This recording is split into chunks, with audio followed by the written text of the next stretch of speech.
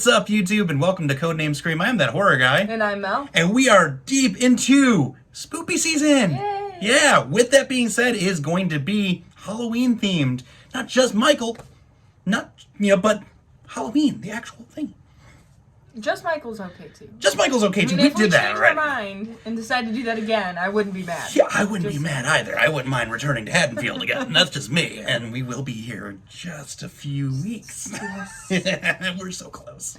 We're not excited over here whatsoever, guys. We only think about it like 27 hours a day. All I literally did today was watch behind the scenes of old ones. Did I start you down that trail I sent you Yeah, a video and it just... You certainly did. It's okay. It's alright though. But what are we going to do today? Because we're doing something that I'm equally as passionate about, I would say. Yes, Rob Zombie. Rob Zombie's 31. It was released at Sundance on January 23rd, 2016 and was widely released on September 16th, 2016. One day. Yes. Written. Oh, yeah, I forgot about that. Yeah. One day. Yep. It was written and directed by our buddy Rob Zombie, who we both are very... It's your friend Rob Zombie! I'm like being all sincere, like, I love Rob Zombie. You're like, ah! Oh, Lord. Produced by a bunch of people. Produced by Rob Zombie, Mike Elliott, Andy Gould, Michael Sherman, Matthew Persimmons, Perseus Ciaro, Eddie Weissman, and Craig Waldenjack, I think. Wow. Maybe. We need to roll some tape, but that might be the worst you've had to be put through next to oh, no, foreign it's not. film. No, the foreign films are definitely... Oh, those will take... But this might reign number 2. Of the American films. Of the American films. It's Absolutely. an American film. No. Speaking of Rob Zombie. Speaking of music. And music. Music by Rob Zombie, of course. Mm-hmm. A classic Rob Zombie soundtrack. Yeah. But he had some help of John Five. Mm-hmm. Bob Marlette, and Zeus. Do you know who Zeus is? Love Zeus. The producer has produced some of my favorite albums of all time. Some Hatebreed. Yep, big time with Hatebreed, God forbid. Yep. Zombie. Yep. You know, in the last few years, he's taken on the helm with those. Yep. Yeah, Zeus one of my is rad. absolute favorite producers. Yep. Budget, box office, kind of weird. Again, this week we're just weirding it up over here with the budget and box office. Yeah, with almost non-existent of either. Budget of $1.5 million could have fooled me. Could have maybe about $15. And then tell us how you really feel. God. And then a box office, keep in mind, one day. Yeah. 850,419.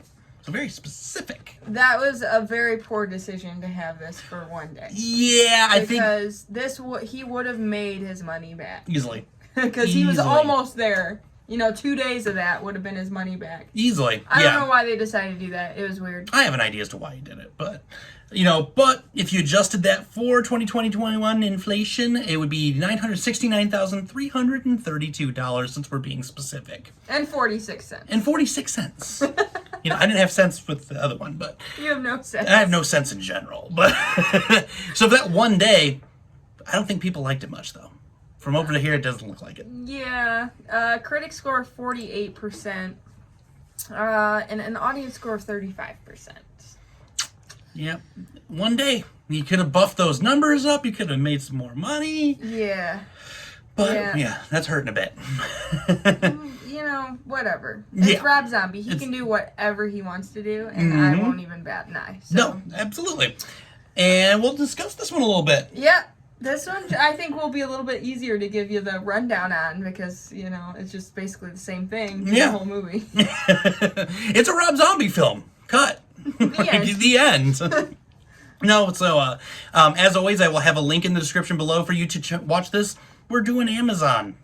Not literally, but we're going to have, an Amazon-themed link in the description until Shudder comes a-knocking.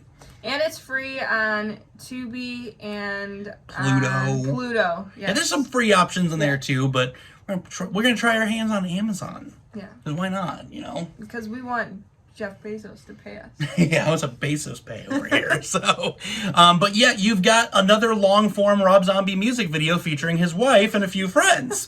A couple classic horror actors and actresses along the way. You've got Dottie from Pee-wee, because, he was a rebel, left her behind, and made her become a clown that's sex addicted and killing people. And we've got the Hunger Games, but the horror version of it. Malcolm McDowell is running the group, and they're going to play a game called 31. Why is it called 31? There's not 31 people. There's not 31 clowns. There's not 31 hours. It happens on Halloween. Okay, cool, I'll give you that. But lame. Nice way to cheap out on your 12-hour game. And, so we're sending our group of carnival friends in to survive. It sounds a lot like the Hunger Games. And when they're, actually starting to win, they send in the big guns with Doomhead, who comes and wrecks a few of them. And we get to the end, which I can't spoil. Yes. But we saw the ending coming. The way it ended, not necessarily, but we saw the leading up to the ending. Yeah. Definitely coming. I think you can just say this is a Rob Zombie film and Sherry Moon Zombie's in it, and you know how it's going to end. Oh, yeah. And a lot of just backwoods music and and reeking of Texas Chainsaw Massacre vibes. Yep. But this one was the Hunger Games. So what do we got? Hunger Games Massacre. Yeah, the Hunger Games 31 Massacre. Texas Hunger Massacre. Ooh, that one might... that may not be easy on the stomach. Anyway, fun fact. Rob Zombie claimed this was his most brutal film to date. How do you feel about that? No. I'll save that for later.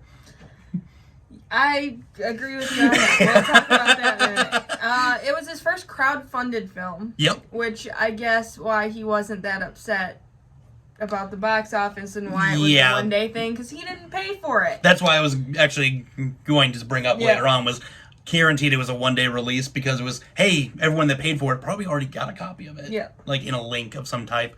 We'll just give it one day to the people that didn't. And he probably felt almost kind of bad making a ton of money off of something that he didn't pay for, and it was kind of his way of giving back to the fans. Mm-hmm.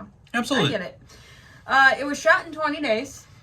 Not so 31. that's not 31. So we still don't know why. We still don't know why. 20 days, reasonable amount of time for this film. Yeah, absolutely. Unlike the Trick or Treat, which was 40 days. Sherry Moon Zombie came up with the idea to use Dream On at the end of the film. I loved that part of it. I thought that was a good... Well, I'll get into that we'll in get a to little that bit, point, but that was good. She did something good for once. The montage footage of the carnival workers was recorded on Rob Zombie's cell phone. Not surprised. Looks like a cell phone quality shot. Yeah. And I'm keep wanting to talk about how I feel, but I gotta keep it in. We just got a fun fact. 2 more. This film had to be re-edited twice because it received an NC-17 rating before finally receiving an R rating. That's kind of the going trend with zombies films. I was actually surprised they let some stuff slip in this movie and kept it R rating. Mm-hmm. Like, the nudity in this movie is not R-rated nudity. This is NC-17 nudity in this movie. Oh, yeah. So I was really surprised that and even how graphic some of the things were didn't seem very R-rated to me. Yeah. Because it's like, there was a couple times I was like cringy, like especially some chainsaw stuff happening. And I was like, I don't know if this is an R-rated movie. But, in Doomhead's opening monologue, he barely blinks. I don't know if you noticed that. I noticed that. He was like this. It just added to the creepiness of it. He blinks for the first time 45 seconds in and doesn't blink again for another 61 seconds. Mm-hmm. I'm going to start my review right here. Yeah, I was going to say, you need to go in anymore. You need to go I'm right trying from not there. to. That opening monologue, oh my God. So, regardless of what anyone thinks of this film, even the people that are like in the 35% of the audience that thought it was good, and then the other whatever, I can't math. Whoever you are, you cannot say that opening monologue is not fantastic. It's terrifying. Terrifying. The first time I saw this, I was so disturbed and uncomfortable. Like, that dude, the acting. Richard Brake is amazing. Oh my God. And the fact that he's not looking directly at the camera, but he's looking directly to the side of it, so you can tell he's yelling at someone, and you just can't wait to see who he's being crazy at. Yep. And it just, oh my god. Oh, and this is a fun fact that I didn't write down, but it's just something that I know because I like research Rob Zombie movies like a crazy person even before we had this channel together. Right. So they originally shot that in color. Oh. And I am so glad that they went with black and white on that opening monologue because it just added to the creepiness because you could just see like the makeup getting in his wrinkles, you know, when he was like grimacing, and it was just so gritty and gross that I will say something that people are going to come after me for, but I don't care. The greatest monologue in a modern horror film. Oh, yeah. In my opinion, that is the greatest like long form monologue in any modern horror movie because that just I could watch that over and over and over and over again because I was like obsessed with that. Well, that was his teaser for the film at first as well. That was all it was just a portion of that monologue. And it was like, okay, I'm sold. Yeah.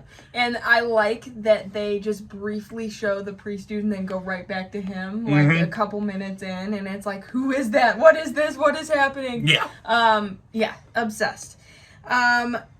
This movie got horrible reviews. I remember when it first came out. People were like, this sucks. It's terrible. Blah, blah, blah. And I feel like after Halloween 2, people were super critical of Rob Zombie. Oh, hypercritical after that. Because that was just a whole other mess. But I will say I like this movie. I don't love this movie, except for that opening monologue. Right. But I like this movie. I think it's a good movie. It's a concept that has been kind of done to death, you know, in horror and not in horror. You know, the classic, you know, you look at Saw. It's basically Saw and the Hunger Games mixed. Yep. That's just what this is. But I liked it. It seemed long to me, though. At certain times, I'm like, just die already, all of you. I kind of want to spoil something. So if you don't want a spoiler, fast forward like a minute. Just, I'm warning you. I'm giving you advance. I don't like how Sherry Moon Zombie is always the one to survive at the end of stuff. Like, kill your wife, dude. Like, we're Halloween. Yeah, I know, but it's just like you knew when you started to understand the premise of this movie, you knew who the survivor was going to be because it was just that's predictable. Well, you knew before when the promotional materials came out, like before you even heard about the film, you saw she was in it. It's like, oh, she's gonna. You know, she's the leading lady. She's going to be the final girl. Yeah, absolutely. And it's just like, I wish that they would have made Meg Foster the one to make it till the end. Because that's who I was rooting for. I was too. I was like, I want Venus till the end. And then she died. And it was like, they made her such an important character because I feel like they established when they were in the car, like driving, that she was the one in charge. Because when the one dude's talking about how he wants the gorilla show and stuff, and she's like saying no, and she's clearly the one in charge. Right. So I wanted her to be like the one that's rallying everyone together, and her the one to make it out toward the end, and it had to be Sherry Moon, and I'm like, no! That's my only, like, my main gripe with this movie. I wish she would have been the first one to be killed off, because then you would have had no idea where this was going. And it would have made for a much more interesting film. But the whole time, I'm just thinking, I know she's going to be the one. Right. And they didn't make her specifically important at the beginning. So it literally could have been any of them because they all seemed like they had an equal playing field at the beginning of this. Right. So that's like my main gripe with this movie is she shouldn't have been the final girl. But it's one of her better acting. Yes. I would say from about Lords of Salem till from then on, her acting improved tremendously. Yeah. Well, I have a whole other thing to say on Lords of Salem that I'm sure we will talk about at some point. But I like her when she's the victim. I think she plays a really good victim. It's her over the top trying to scare people and not being scary and just coming off as goofy that really bothers me about her sometimes. But I thought she was great in this because she wasn't trying to be scary. She was being scared, you know, and she played that really well.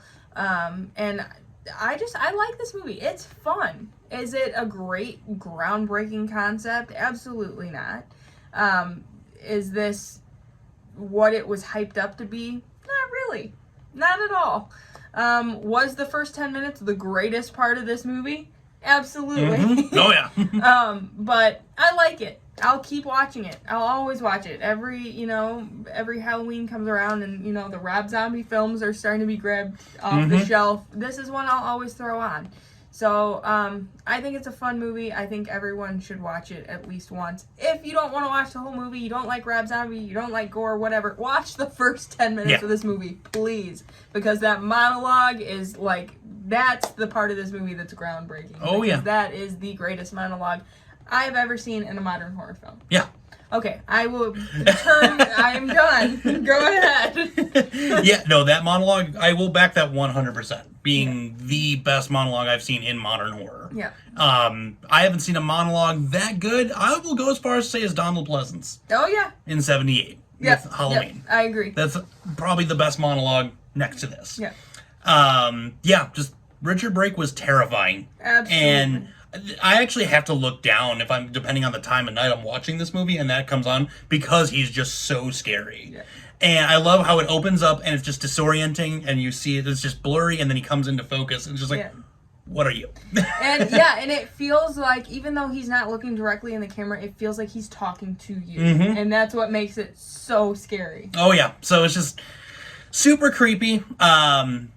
He stole the show, this whole film. Even when they reintroduce him later in the movie, and then he's like beating the ever-living hell out of himself to get pumped up and get ready to go, and just punching him in beating himself in the face. Just like, oh my god, this guy has just no care to anybody whatsoever, not even himself. And that's what made him the most brutal of all of the clowns. I felt like the other ones were all hokey and cliche as hell. But you know what? I think he did that on purpose. Because next to him, they look severely inferior. And I feel like that was the point, and that was the point of giving them stupid names. Like Sex Head and Psycho Head. Disco Head or whatever. Yeah. And I feel like that was the purpose of this. Doomhead was the be-all, end-all. Yeah.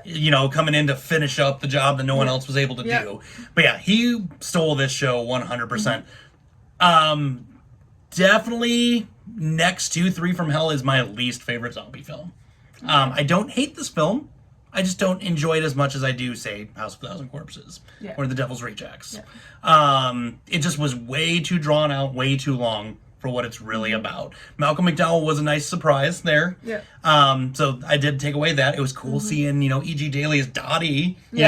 It was cool seeing her in a role that wasn't Dottie or, being the voice of Tommy from Rugrats. Right. So it's, it's cool to see, a couple, familiar faces and whatnot. Meg Foster was the best next to Richard Brake. Yeah. She's awesome. She was amazing. She, spoiler again, zip ahead. Yeah, she should have lived through this. 100%. Absolutely. It would have made this completely different from anything he's done to this point. Not as predictable, less boring. I just found myself just kind of time watching. Well, because you knew how it was going to end. That's the thing. You know that the annoying one is going to... That's what I'm going to start referring to her as now. The annoying one. Yeah, and it's just like it... you could tell he was trying to pay homage to his own films. Like, she's coming up out of the ground real quick. And it's like... Oh, okay, we saw that in House of a Thousand Corpses, and, oh, we're going to get away, but we're not. Oh, wait, we saw this at the end of House of a Thousand Corpses, and, oh, we're going to have the classic rock anthem to close the film. Oh, wait, that's like Devil's Rejects. See, I liked that, though. I liked Dream On at the end of that. It was a better pick than Freebird, for sure. Well, I think I like that, because that's everyone knows it's a cheesy song, and I feel like that's what he does, and this was Sherry's idea, but like Freebird, it's the cliche songs, and they do, it was kind of like an intentional, it tracks for Zombie, but as a whole, it was hard to keep my attention through the whole thing. The gore was amazing. I wouldn't say it's his most brutal.